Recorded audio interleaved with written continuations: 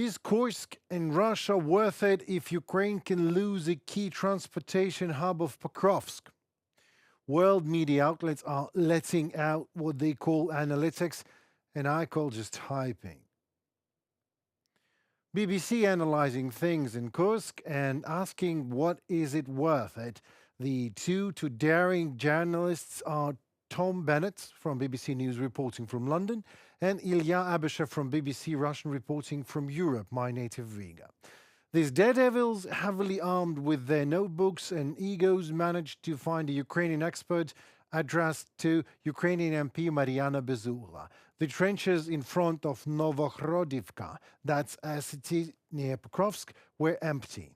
There was practically no Ukrainian army in the once 20,000-strong city, Bezukha writes on Facebook. When the BBC does stories like Ukrainian man in war zone raises funds with art to squeeze a tear out of her eyes, that laptop writing may be enough. But when it comes to war analytics, I don't know about you, but I'm craving more. If I do military analysis the way the BBC does, right from the laptop, and I just open Mariana Bezukha's Facebook, I'll see quite a tendency to know things. When Mariana Bezukha went to Kharkiv, she said there weren't enough trenches. And that was the reason why Russians advanced so fast there. But Russians actually never succeeded in the end. Then Mariana changes the topic and blames Ukrainian army commander Sodol, the one once under charges, led by one of Azov commanders against him. Bezukha joins the Azov commander and openly blames Sodol, and all the charges later were dropped by court ruling.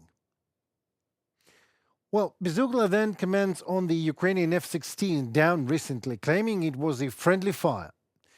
No any confirmation from armed forces of Ukraine follows on that. So in easy terms, Mariana Bezukha is known in Ukraine for having a loud and alarmist voice. That does not mean she tells lies, no. But somehow all her allegations tend to end not in the way she alarmed us against. It is even somewhat good for Ukraine as it misinforms the enemy, but not only the enemy gets misinformed. Friends of Ukraine in the West just as well are. Ukrainians advance in Kursk, that is the fact.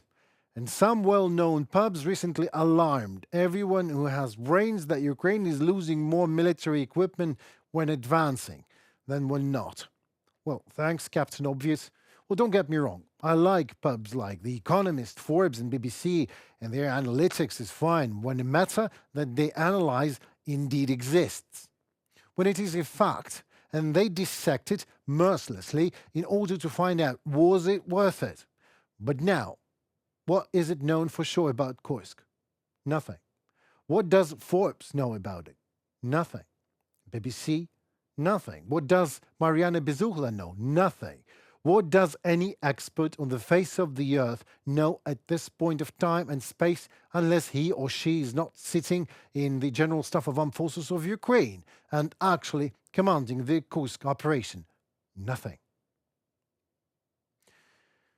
And so nothing is to analyze yet. Was Kursk worth it, and what happens to Pokrovsk we all see when we see it. Not a minute earlier. And so all the Forbes', BBC's, Bezukhlas and other media mouthpieces alarming the world with their fancy analytics articles should, just as banks, write that counterfeit across banking notes to avoid forging. This media analytics should also have just one word written across it: speculation.